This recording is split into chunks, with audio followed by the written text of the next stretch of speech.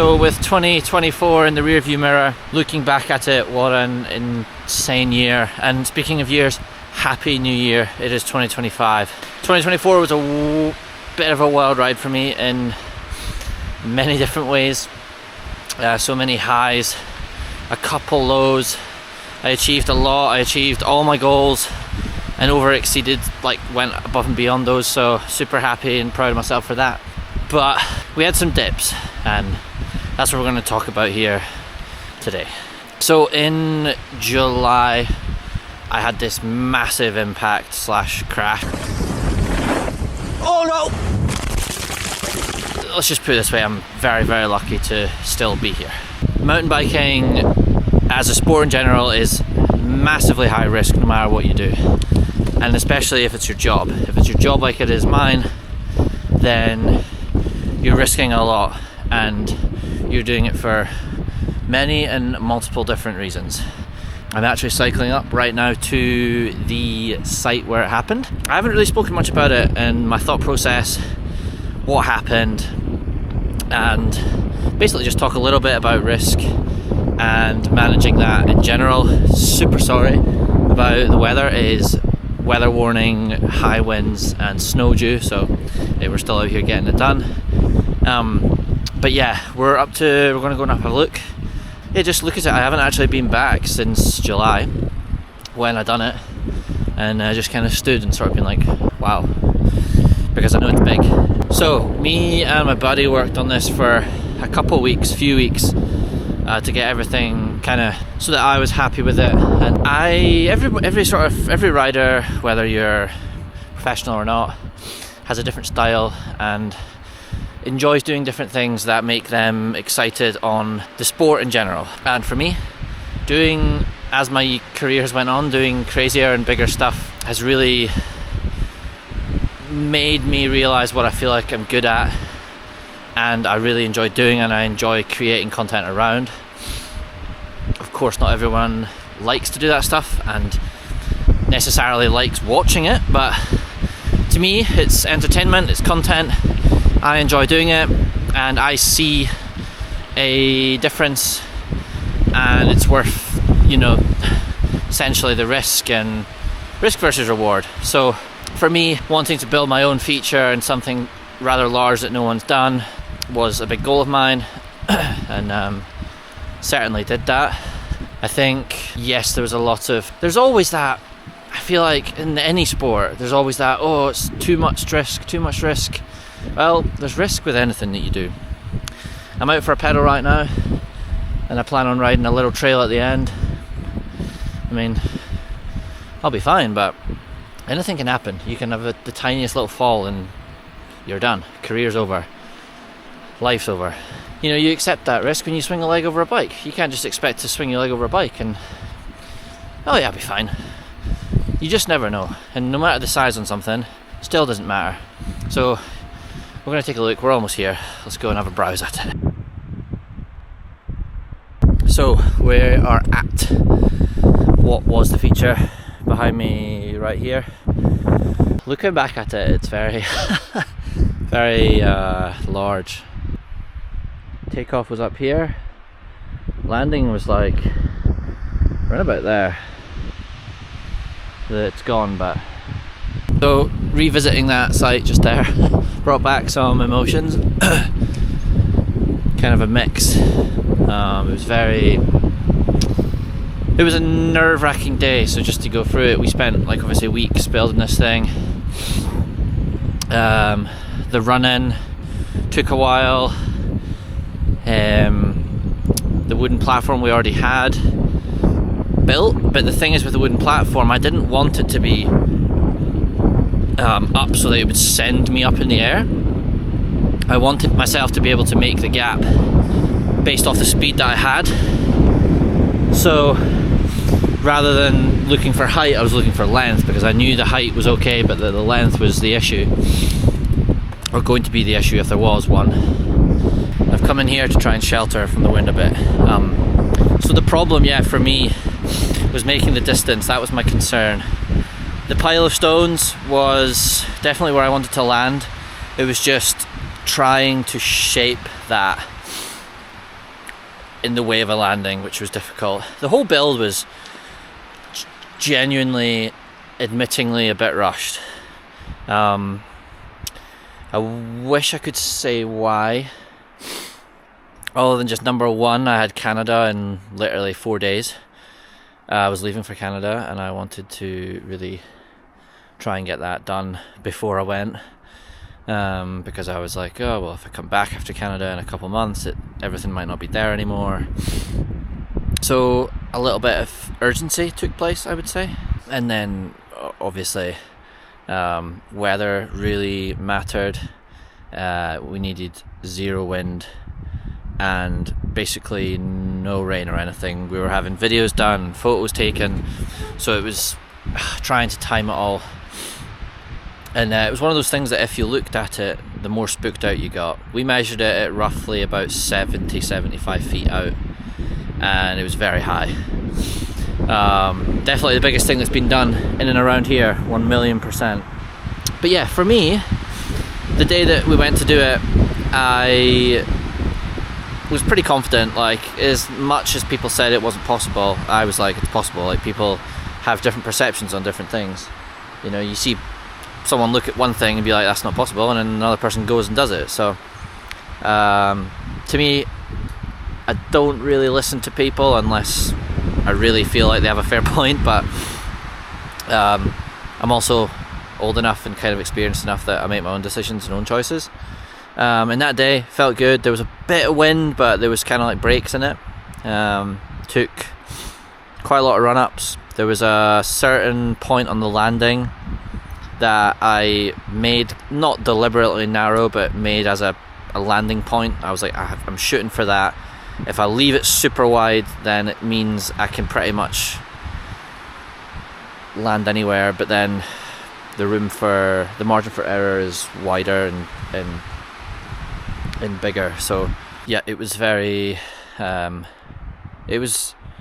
the landing was very narrow, and it's one of the things that people point out the most. And then a lot of people also pointed out that the takeoff was very squint, but the wood was so narrow anyway. I had a certain point I wanted to take off on it. I felt like how everything was, I was very happy with. Obviously I was very nervous. You know, I feel like being a professional mountain bike rider and taking these risks, it's stuff you do obviously for the love of it, and you love and you enjoy doing it, but it's also for more engagement, more followers, more views, more likes. As much as people want to say, oh, I don't do it for the attention or the views or the likes, I call bullshit on that, because that's what being a mountain bike content creator is. If you can get better views, better engagement, and having people coming from outside of the sport who don't even know what a mountain bike is and watching that stuff, that's better for you in the long run. It can equal more sponsorship, more money, more opportunities, and you get to push the limits. That's what I like doing. And as much as people want to criticize that, that's fine. Each to their own. But yeah, so we did it, and number one, I knew instantly straight away when I was in the air that I was just going to come up just short. Hence why I said this. Oh no! I just needed an extra little couple cranks, stronger pedal strokes, because I didn't brake coming into it, and I felt like the pull was there. I just lacked a couple kilometers an hour or miles per hour of speed, and I got a gust, caught me slightly, that pulled me to the left. If I was a foot more to the right and a foot more forward, I would have made it. Like, I fully believe that. So very close, very, very close. And yeah, obviously I didn't make it, and it was a crash, but it kind of also wasn't really, because I did land it and rode out, and then crashed later on, just down from that, as you can see. But yeah, I had a huge impact and shock through my body. I ended up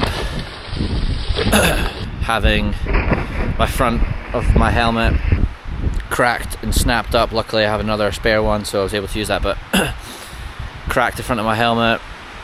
No concussion or anything. I got the gnarliest whiplash I've ever had. Felt like the back of my neck was swelling up. I smashed all of my chest. Collarbone, chest, neck was all purple. and bruised. Smashed my foot up, my right foot, and 5 months later, it's still not 100%, can't lie to you. Hurt my arm pretty bad, like my elbow. So yeah, it's as bad as all those sound. I was off the bike for 3.5 weeks, completely on crutches, and then I started getting back to physio and on a bike in about a month. Like, so after the crash, I was back riding 3.5 to 4 weeks later, and I got very, very lucky. I mean, reflecting and looking back on it, I could have broke my neck, I could have smashed my jaw to pieces, my face to pieces, I could have smashed my sternum, like broke my back, I could have been paralysed, honestly, with how big the impact was. The wheels and stuff were fine. I broke the bike, but in all honesty, that's not a thing like at Santa Cruz at all. Like that, any bike would have broke during that impact, seriously.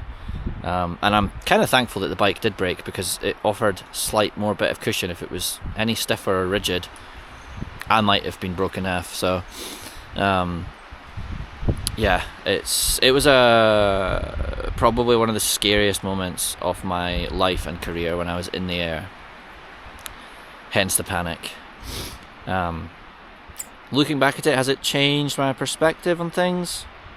Yes, but only from the concept and side of when I'm going to do something like that again, or something that gnarly, or a build in general, I need to spend a bit more time on getting it set up, getting it right, calculating the speed and everything, and maybe giving myself some more room for error, because nothing's guaranteed. And I genuinely felt comfortable. Like that day coming into it, I was nervous, but I feel like you get nervous doing that stuff in general. But I was very like switched on and was like, I've got this. So no matter how dialed you are, or switched on, or clued up, stuff can still go wrong. So as much as you plan something, it can still go Pete Tong. But yeah, I just wanted to basically speak a little bit about that and give my honest thoughts and sort of opinions on it since it happened. And a lot of people are like, oh, is it worth it? I don't know, it depends what worth means to you. What I do is social media and content creating and stuff, and the video did reasonably well. We got millions and millions and millions of views and stuff, and gained a lot of traction from it, a lot of attention from outside of the sport, and it's helped me build my profile online. So that's my job, really, at the end of the day. And as much as people want to say, oh, you do it for likes and stuff, well, that's how being a content creator works. If you have no likes and you have no engagement and you have no improvement in that front, you won't get any money and you won't have a job. So that's the savage part of it. So wake up if you don't understand that. But yeah, I'm excited to build some new stuff for 2025. As we're in the new year, it's time to start planning that stuff. Have some plans, and I got some very cool stuff in the works for what I'm supposed to be doing bike wise and stuff. So we can be saying bye-bye to the Santa Cruz, something new I will be on, so excited to share that news. But hope you enjoyed this video, just a little bit of an insight and kind of like my thoughts and feelings and opinions on how that day went and how that feature went. And I mean, yeah, I've definitely had time to think about it, and obviously I've read a lot of the comments, so it's a mixed variety for sure. And when something goes viral and crazy like that, you're going to get so many opinions from so many different people and walks of life, and that's just how life goes and works. So I'm fine with that. And to all those people that say, do I have a death wish? No, I do not. Just these things happen. So I'm tuning out. I'm going to enjoy my ride now before I get flattened by a tree. So I'm more at risk standing in this forest right now with this crazy wind warning than I am doing that thing I did. So anyway, peace out, happy 2025, see you in the next video, peace out.